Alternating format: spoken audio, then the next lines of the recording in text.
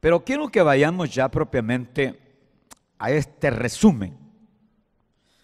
Es un resumen riquísimo. Vamos despacio, espero en el Señor que me alcance el tiempo. Y vamos a ver precisamente, ¿se acuerdan que ustedes les hablaba, que les decía que en el estudio de estas cartas a las 7 iglesias era necesario considerar palabras clave? Por ejemplo, la presentación. ¿De quién? De Jesús. Cuando Él se presenta a cada pastor y a cada iglesia, Él se presenta. Luego les dije, hay otra segunda palabra clave que es necesario considerarla. Además de la presentación, es el reconocimiento que Él hace al pastor o a la iglesia. El reconocimiento. Pero luego, aparte del reconocimiento que Él hace al pastor y a la iglesia, viene una tercera palabra clave. Y es la amonestación. Óigame, voy a insistir en eso. Uno,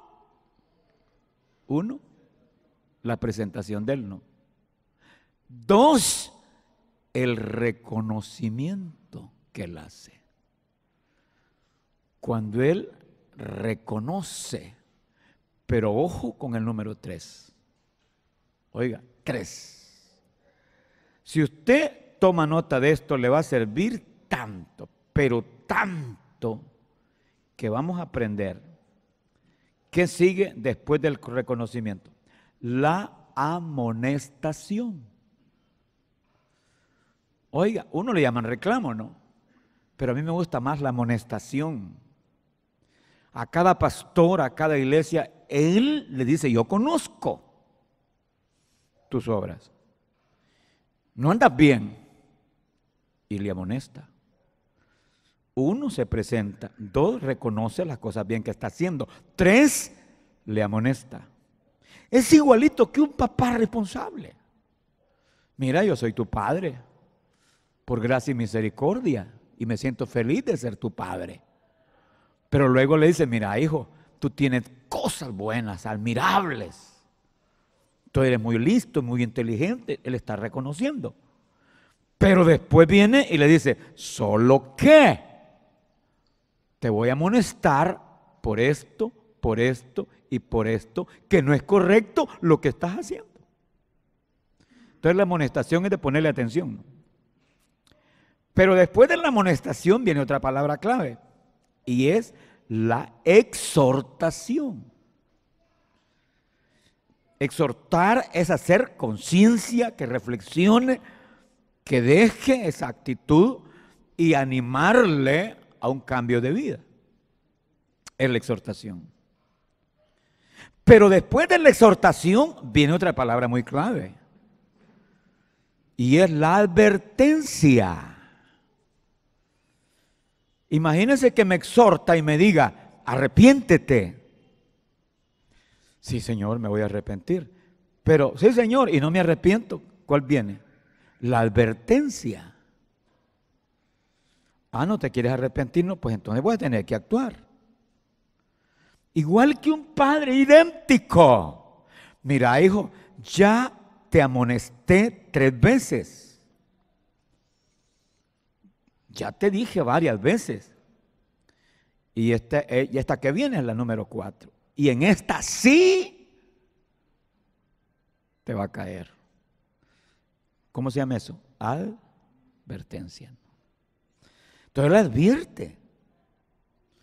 Claro, después que viene la advertencia, pues al final viene ya cuando Él le dice, y es la promesa que Él hace a los vencedores. Pero mira, ándale, meterle, decimos nosotros.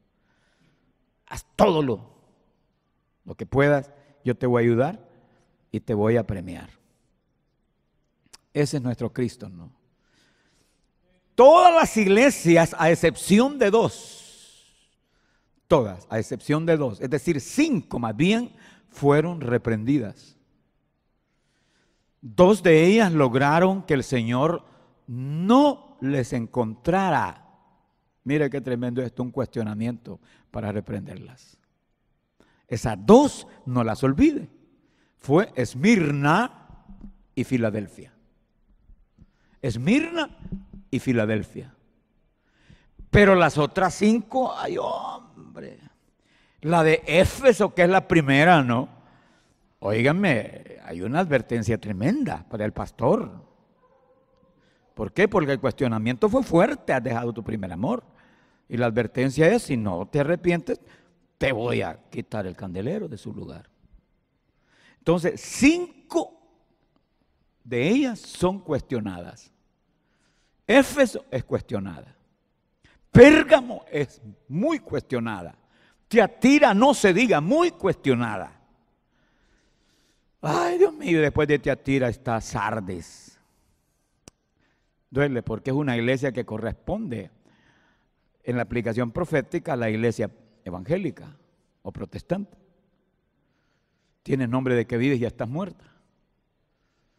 Y por último tenemos, pues, Filadelfia no es cuestionada, sino que tenemos la última, que es la Odisea, que es una iglesia muy cuestionada. Entonces quiero que vayamos por partes. Primero veamos esto de la presentación de Jesús. Usted en su casita puede, es necesario. Y diga usted, bueno, pero ¿cómo está esto de la presentación de Jesús? A la iglesia de Éfeso, ¿cómo se le presenta a él? El que tiene las 7 estrellas en su diestra, el que anda en medio de los 7 candeleros de oro. Así se presenta. Voy a repetirlo. A la iglesia de Éfeso, ¿cómo se le presenta? El que tiene las 7 estrellas en su derecha, en su mano derecha, en su diestra, el que anda en medio de los 7 candeleros. Así se le presenta al pastor y a la iglesia. Esto tiene que ver con todo el desarrollo, ¿no? Sobre todo con el cuestionamiento. Pero luego, a la iglesia de Esmirna, cuando se presenta, mire cómo se presenta, como el primero y el postrero, y el que estuvo muerto y vivió. Siempre tiene relación cuando él se presenta con la actitud o lo que está viviendo esa iglesia. Como la iglesia de Esmirna estaba pasando una crisis de persecución y de muerte, entonces él, de una vez por todas, aquí está el que murió y el que está vivo, como para animarla, ¿no? Pero vean la forma en que se presenta, que es diferente. Como se presentó allá en Éfeso, ahora es diferente como se presenta en Esmirna, diciéndole el que tiene el primero y el último, o el postrero, y el que estuvo muerto y vivió. Ahora, cuando llegamos a Pérgamo, observe usted la presentación. Póngale atención, porque dice mucho. A Pérgamo le dice, mire lo que le dice a Pérgamo: el que tiene la espada aguda de 2 filos. Habla de juicio. La espada es juicio. ¿Se acuerdan usted cuando el profeta Natán le dijo a David, mira, cometiste esto y esto y esto? Sí, Dios te perdona, pero la espada está sobre tu casa. ¿Y eso qué era? Juicio. Entonces aquí él se presenta al pastor y a la iglesia de Pérgamo, le dice: la espada aguda que la tengo. Juicio. ¿Por qué? Porque estaban en pecado de fornicación. Pero mire cómo se le presenta a la iglesia de Tiatira, que también estaban mal, andaban en fornicación. Había una señorona ahí, predicadora, terrible. ¿Cómo le dice a la iglesia de Tiatira? El Hijo de Dios, el que tiene ojos como llama de fuego y pies semejantes al bronce bruñido. ¿Y de qué habla el bronce? De juicio. También juicio sobre esta iglesia, ¿no? Quiero decirles, cuando una iglesia pesa la balanza hacia la fornicación, hacia los pecados, esa iglesia podría caer bajo juicio. Y el Señor podría darle sus coscorrones al pastor, ¿no? Es necesario advertirse, ¿no? Entonces, es duro para la iglesia de Tiatira. El Hijo de Dios, el que tiene ojos como llama de fuego y pies semejantes al bronce resplandeciente o bruñido. Pero miren cómo se le presenta a la iglesia de Sardis. Ahí el Señor como que si fuese más compasivo. ¿Por qué? Porque la iglesia había un remanente. Es decir, habían tres grupos en la iglesia de Sardis: los muertos, los que se estaban muriendo y los que no estaban muriéndose, que estaban vivitos, ¿no? Pero hablo en el término espiritual, no físico. En el término espiritual, cuando le dice él a la iglesia, tienes nombre de que estás vivo, pero estás muerto. Había una cantidad de gente ahí que había manchado sus vestiduras. ¿Y eso qué es? Pecado. Cuando una iglesia es muerta, simplemente hay dos cosas. Una, el Espíritu de Dios no se mueve. Ni se salva a la gente, ni se sana a la gente, ni hay dones espirituales. Una adoración seca. Oiga, qué tremendo esto, ¿no? Está muerta. Pero también podría estar muerta porque hay pecado. Hay mucho pecado. En esta iglesia había un gran número de gente que estaba muerta en pecado y otro número que estaban muriendo. Pero había un remanente que de veras estaban vivos agradando a Dios. Ahora, ¿cuál es diríamos, la consolación? Mire cómo se presenta Cristo a la iglesia de Sardis. El que tiene los 7 espíritus de Dios y las 7 estrellas. Me gusta, ¿sabe por qué? Porque el Espíritu Santo es el que se encarga de revivir a los muertos. ¿O no se acuerdan ustedes allá la profecía con Ezequiel 37? Que estaban un montón de huesos allí. Y le digo al Señor, háblales. Háblale al Espíritu que venga. Espíritu de Dios, ven de los 4 vientos. Y el Espíritu Santo llegó y comenzó a mover aquellos huesos. ¡Ay! Todos los huesos, mire, ve.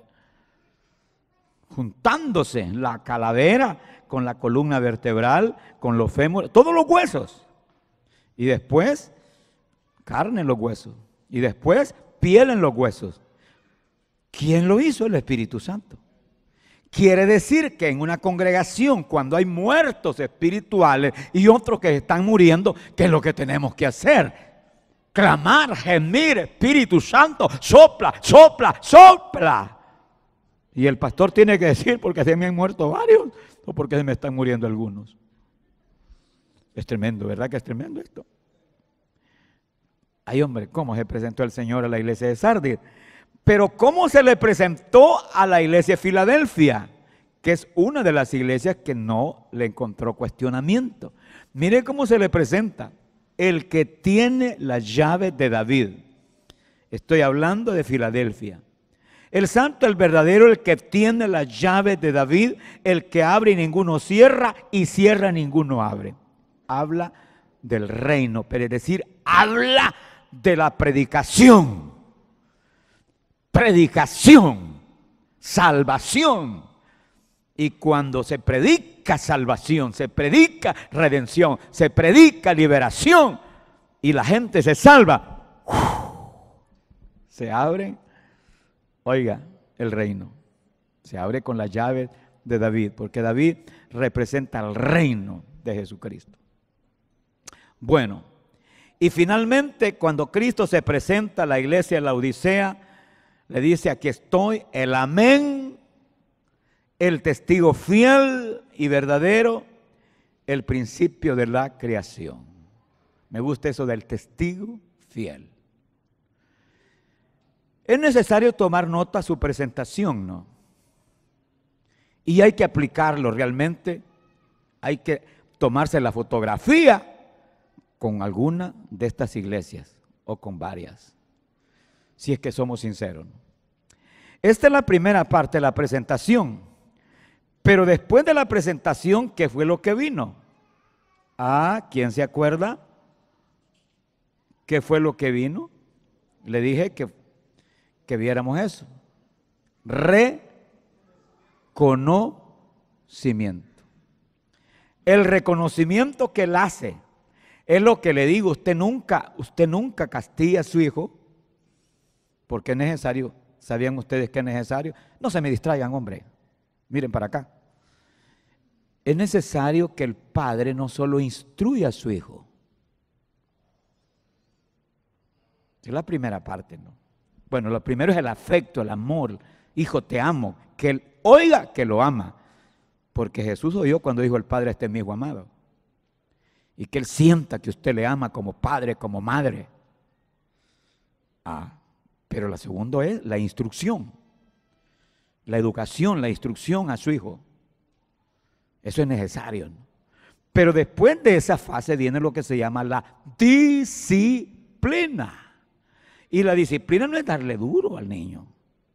La disciplina es, oiga, mire qué interesante, la parte formativa donde el niño forma carácter.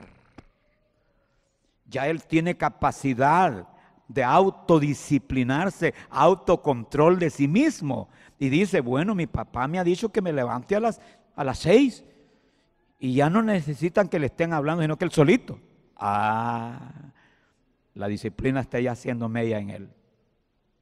Y en el colegio llega la hora. Y es el alumno más disciplinado. Entonces, ¿de qué habla la disciplina? Es la capacidad de control. Ahí está la disciplina propiamente impuesta. Yo les digo a ustedes, miren, me van a esperar y por favor no se mueva nadie. Esa es disciplina, la estoy imponiendo. Pero la linda disciplina es la capacidad de controlarme yo mismo, usted mismo. Pues esa formación se llama disciplina y hay que hacerla con los hijos. 1, amarlo. 2, ¿ya se le olvidó? Instruirlo. 3, disciplinarlo. Y 4, corregirlo. Esa es la colita de la disciplina. Porque él sabe que si violenta o viola una de las normas de la disciplina, va a venir una sanción o corrección. Y él sabe que se la tiene ganada. Dice, sí, yo violenté esto y mi padre tendrá que corregirme. Aparte de allá de la forma de corregirlo, ¿no? Y ese es otro tema. Bueno, ¿por qué voy hasta ahí? Porque el Señor reconoce los méritos. Yo le decía, usted discipline a su hijo, pero antes de corregirlo, reconózcale sus cualidades, sus méritos. Es lo que hace Jesús acá. Él reconoce. ¿Cómo le reconoce los méritos? Imagínese lo que le está diciendo a la iglesia de Éfeso en el reconocimiento. Vamos, léalo.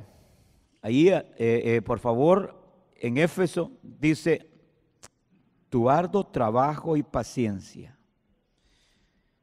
Conozco tus obras, pero luego le dice, tu arduo trabajo y paciencia. Estoy en Éfeso. Conozco tus obras, tu arduo trabajo y paciencia. Ahora ve a Esmirna. A Esmirna le dice, conozco tus obras, tu tribulación y tu pobreza. Él está reconociendo las cosas buenas y también las circunstancias. Ahora, a la iglesia de Pérgamo, mira, reconozco que tú retienes mi nombre y no has negado mi fe. Tú retienes mi nombre y no has negado mi fe, se le dice a Pérgamo. Pero luego le dice a Tiatira, a pesar de que hay problemas ahí, yo reconozco, le dice que tienes amor, tienes fe, tienes servicio, tienes paciencia y haces algunas obras. Y estas últimas obras son mejores que las primeras. Está reconociendo los méritos del pastor y de la iglesia. Claro, después va a ver usted algunas cosas que no está de acuerdo el Señor. ¿Qué más reconoce a las iglesias? A Sardis. ¿Qué le dice a Sardis? Tienes unas pocas personas que no han manchado su vestidura. Estoy reconociendo que tienes gente que es un remanente que no ha manchado su vestidura. Y a Filadelfia, ¿qué le está diciendo? ¿Qué le reconoce? Has guardado mi palabra y no has negado mi nombre. Has guardado mi palabra y no has negado mi nombre. Y a la Odisea, ¿qué le dice? Conozco tus obras, pero le dice, no eres frío ni caliente. Ay, hombre, ahí no hay nada bueno, ¿no? No eres frío ni caliente. Ojalá fueras frío o caliente, sino que esos tibios, ¿no? Hasta ahí el reconocimiento. Pero ahora sí agárrese de la silla porque viene el cuestionamiento, el reclamo que le hace a las iglesias, a excepción de las dos que le mencioné. Para ellas si no hay reclamo, para ellas no hay cuestionamiento. ¿Cuáles son ellas? La iglesia de Esmirna y la iglesia de Filadelfia. Repito, de las 7 iglesias hay reclamo, hay cuestionamiento para las 5 iglesias que ya las voy a mencionar, pero no hay reclamo, no hay cuestionamiento para Esmirna ni para Filadelfia. Ahora vea el cuestionamiento y esto sí ya es cuestión de reflexionar. ¿Cuál es el cuestionamiento para la iglesia de Éfeso? Yo utilizo una palabra, pero. El pero de Dios. Siempre uso la figura del papá y el hijo. Ya reconoció el papá del hijo, mira, me agrada que eres un buen estudiante. Pero, ahí está. ¿Qué le está diciendo a Éfeso? Pero has dejado tu primer amor. Es fuerte el cuestionamiento, ¿no? Sí, te preocupas. A nosotros nos podría decir, miren, ustedes se movilizan, hacen campañas, ustedes hacen vigilia, ustedes hacen campañas de oración, en fin, todo eso, qué bueno. Pero han dejado mi primer amor. Ese es el problema de Éfeso, ¿no? Era grave. Ahora, ¿cuál fue el pero o el cuestionamiento para la iglesia que sigue? Esmirna, no hubo. No lo busque, que no hay cuestionamiento ni hay peros para Esmirna, porque estaba sufriendo la persecución y le mataron al pastor, ¿no? Pero sí hay un cuestionamiento fuerte para Pérgamo. Vean la iglesia de Pérgamo ahí. Pero, Pérgamo, pero tienes ahí a los que retienen la doctrina de Balaam.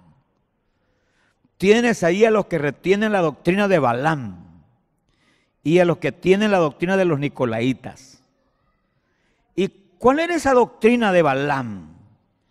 Comían cosas sacrificadas a los ídolos y cometían fornicación. Oiga, comían cosas sacrificadas a los ídolos y cometían fornicación. Óigame, la fornicación es delicada. Pablo la combatió y fue duro Pablo. Pablo decía, no, yo no quiero saber ni que se oiga entre ustedes fornicación. Y no coman, decía, no se sienten a comer con un fornicario. Ni le llamen hermano a ese fornicario. Y es más, el fornicario que apareció en 1 Corintios 5 dijo, quítenlo de allí, que lo mate el diablo. La fornicación, hermano, es muy delicado, ¿no? Entonces, ¿cuál es el pero para Pérgamo? Que allí tenía un grupito que se había vuelto doctrina de que no era problema fornicar. No es problema.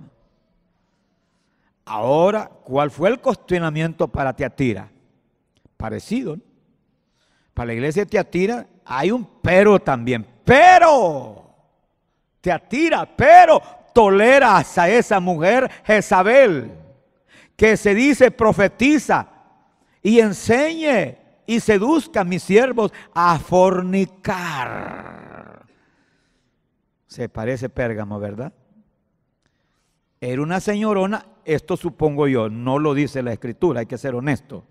Era una señorona influyente en la iglesia, ¿no? La gente influyente en la iglesia es de bendición cuando es sana, cuando es desinteresada. La gente influyente, cuando es muy entregada a Dios. Son de bendición esa gente influyente. El influyente casi siempre es el que pone los dólares. Ese es el influyente, ¿no? ¿Y qué son de bendición? Pero qué peligroso es cuando esa gente influyente tiene una doctrina torcida o una vida desorientada, ¿no? Ese era el problema de esta señora. Si se llamaba Jezabel, no lo sabemos, o solamente era porque en cuestión de la Jezabel histórica, ¿no? Pero era una señora que enseñaba, daba doctrina en la iglesia y practicaba la hechicería y practicaba la fornicación y le gustaba, muchachos, vamos a ir, ¿a dónde? Al culto de los ídolos. Y allá se daban las grandes hartadas, ¿no? Entonces el Señor está molesto con el pastor porque el pero es, toleras a esa mujer, Jezabel, que se dice, profetiza, que enseñe y seduzca a mis siervos a fornicar y a comer cosas sacrificadas a los ídolos.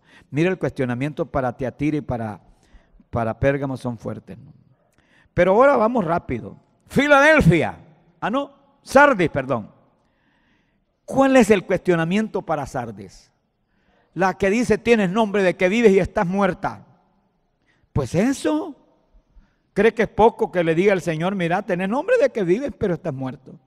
En otras palabras, tenés nomás la apariencia. Peligroso, hermano, cuando nosotros hacemos bullangueras que aparentemente es bajo la unción del Espíritu y no hay nada. Simplemente sonido de cuchumbos, de baterías, sonido de guitarra, sonido de instrumentos musicales y de gritos y un grito de júbilo, pero Dios no está ahí. Eso es peligroso. Óigame, eso es peligroso. No significa, ¿no?, que no haya gente llena de Dios que diga, hagamos un grito de júbilo. No significa que no haya un muchacho lleno de Dios que tocan la batería o que tocan el piano o que tocan, en fin, cualquier instrumento o que cantan. Hay gente respetable y admirable, llena de Dios, pero también hay gente que solo es la bulla.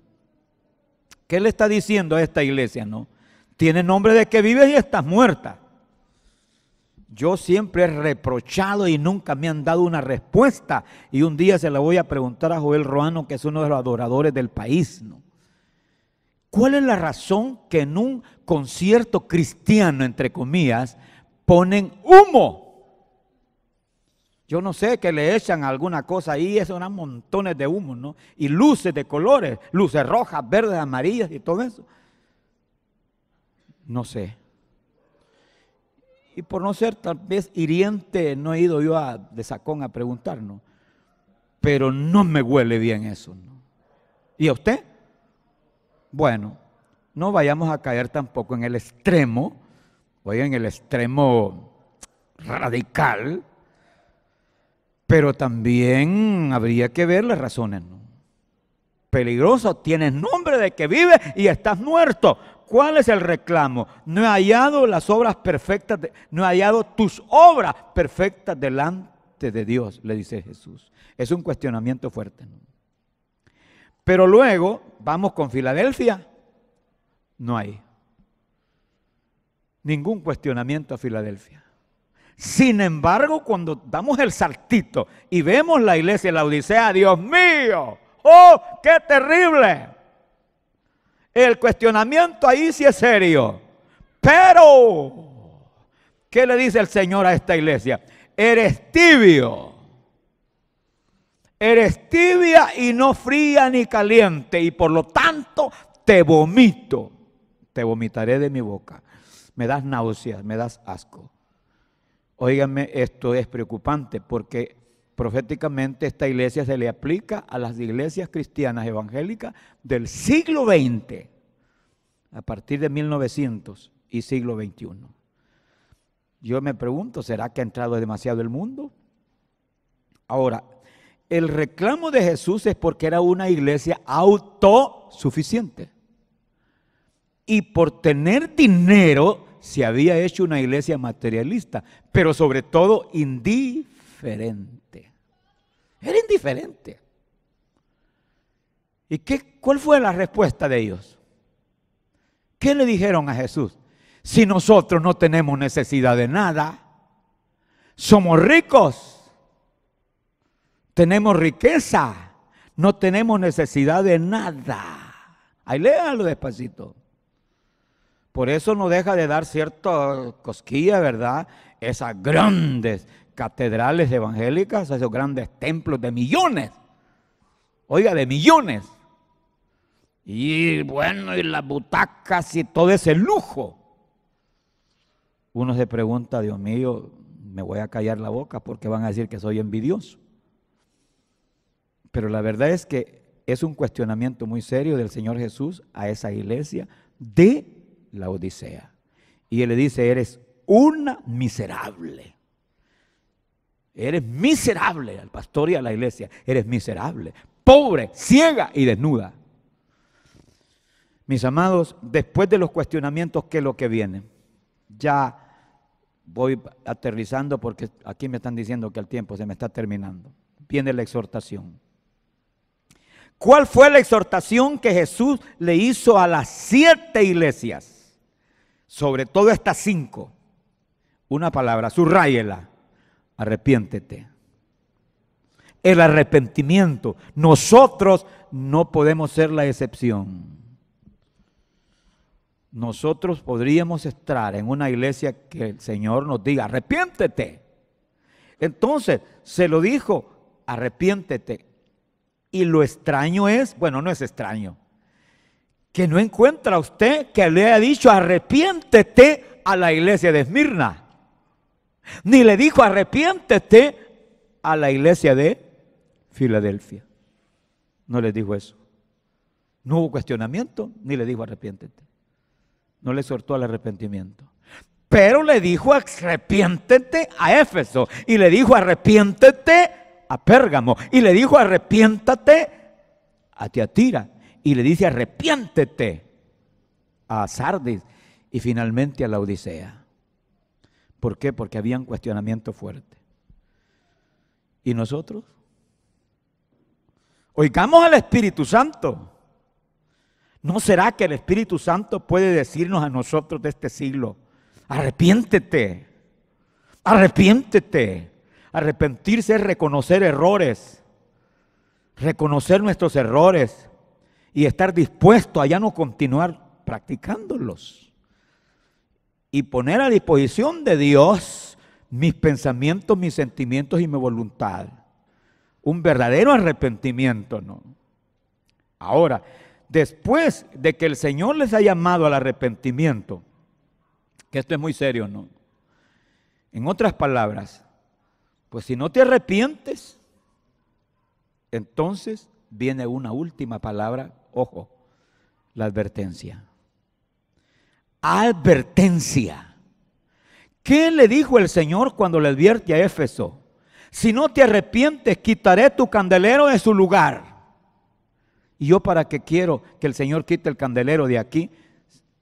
Si no hay candelero, no hay luz. Y si no hay luz, no está Cristo. Y si no hay candelero, no hay palabra. Y si no hay candelero, no hay aceite. Y si no hay aceite, no hay unción. No está el Espíritu de Dios. Sería un desastre. Pero esa fue la advertencia para Éfeso. ¿Cuál fue entonces la advertencia para Pérgamo? Porque vivían fornicando. Pelearé contra ellos, contra tus miembros, contra tus hijos espirituales. Pelearé contra ellos con la espada de mi boca. Eso es serio, muy serio, hermanos amados, porque algunas veces dentro de las congregaciones hay gente fornicaria que vive en fornicación, en adulterio, en una serie de cantidad de pecados. Y el pastor muchas veces tiene miedo de decir, no vaya a ser que se me vayan, que se me corran. No, pastor, saca la espada de Jesús, porque él aquí está diciendo que pelearé contra ellos con la espada de mi boca. La espada de la palabra. Pero luego, óigame, ¿cuál es entonces la advertencia para Tiatira? Mira, esa mujer que enseña ahí no quiere arrepentirse. Ella no quiere arrepentirse. Yo, dice Jesús, la arrojo en la cama y en gran tribulación. Pobre vieja, ¿no? Iba a ir a la cama a saber cuánto tiempo. Y óiganme, y a sus hijos los voy a herir de muerte. A sus hijos. No sabemos si se refería a hijos espirituales o a hijos de sangre o biológicos. Independientemente si habían sido los hijos biológicos de esa señora que allí se congregaban con ella, o los hijos espirituales que oían sus doctrinas y las seguían, los voy a tumbar, dice Jesús, y los voy a matar. ¡Aleluya! Qué lindo es mi Dios, ¿no? Es serio. ¿Qué es lo que está haciendo el Señor? Advirtiendo. Eso es con respecto a quién, a Tiatira. Ahora a Sardis también le advierte, le dice, mira, ponte bien, si no voy a venir sobre ti como ladrón y no sabrás a qué hora voy a venir sobre ti. Así es que tienes que trabajar duro para que esto que está muerto reviva. Y luego, ¿cuál es la advertencia para la Odisea? Que es la última, la Odisea. Yo reprendo y castigo a los que amo.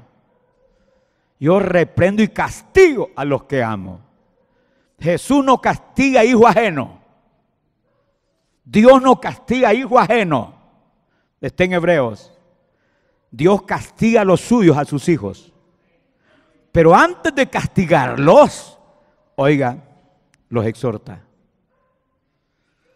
a que cambien de actitud. Y si no quieren hacer caso, entonces les advierte, les previene.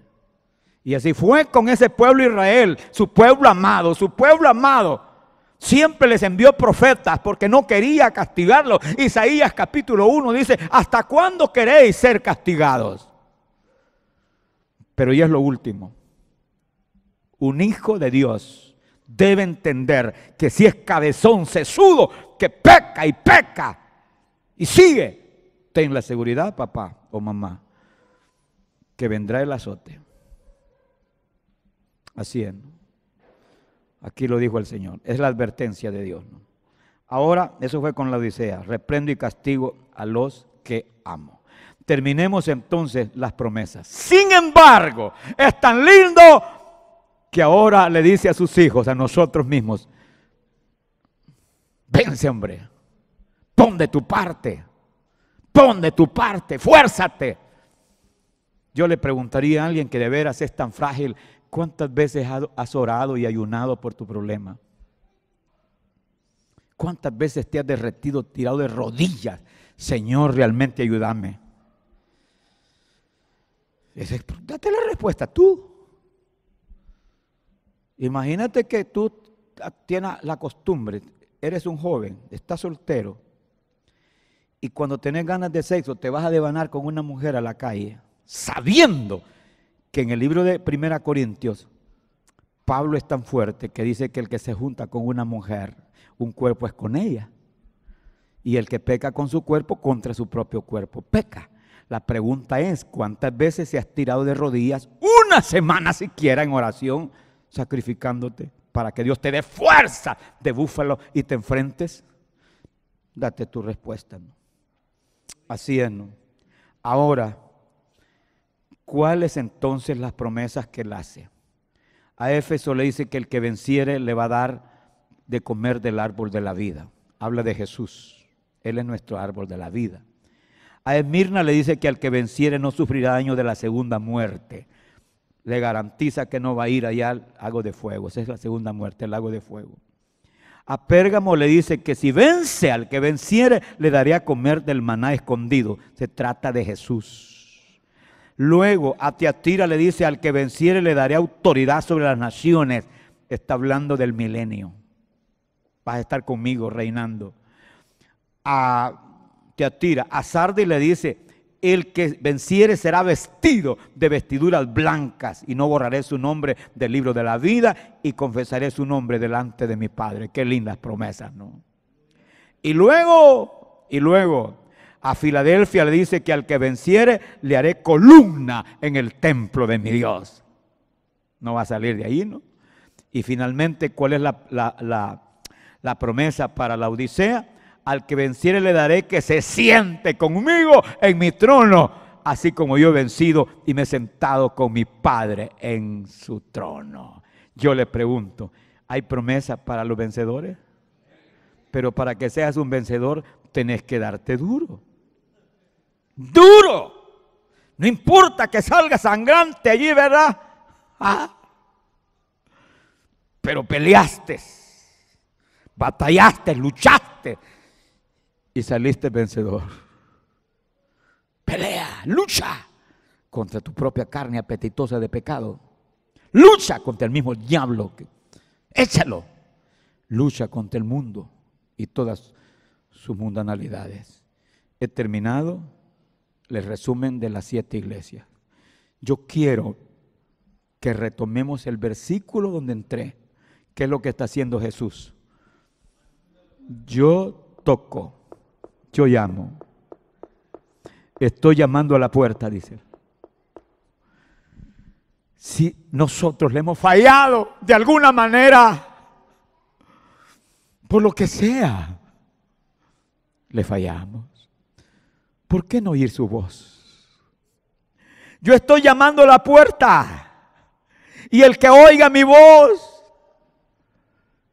y abriere el corazón, la puerta, yo entraré a él y cenaré con él y él conmigo. Tendremos comunión con él. ¿Sabe cuál es la garantía? Estarán conmigo en la cena, en la boda del Cordero y en las cenas. Levanta tus manos. Dile a mi Jesús. Yo reconozco, dile. Yo reconozco, Cristo, dile. Yo reconozco que quizá alguna vez te he ofendido. Te he fallado alguna vez. No he sido fiel como tú esperabas o esperas. Pero tú me das nueva fuerza y me das nueva oportunidad. Y tocas y llamas a mi corazón. Y me haces promesas que luche, que batalle y que venza. Porque el que venciere, dices, se sentará, me sentaré, nos sentaremos en el trono de Cristo. Así como Él venció y se sentó en el trono de su Padre. Oh, mi Padre, clamo, intercedo, gimo, suplico por mis hermanos que se han alejado y aquellas personas que no han conocido a Jesús, que vengan al Señor. Ven a Jesús. Oro por ti para que tus pecados sean perdonados. Repite conmigo esta oración de fe. Dile: Jesús, reconozco mis errores, mis faltas, mis pecados. Me he alejado, me he apartado de ti. Perdóname y lávame con tu sangre preciosa, porque tu sangre me limpia de todo pecado. Gracias, mi Señor. En el nombre de Jesucristo, nuestro Salvador y Señor. Amén. Y decimos todos: amén. Voy a seguir predicando hasta que Cristo venga. No hay nada en este mundo que valga la pena mirar.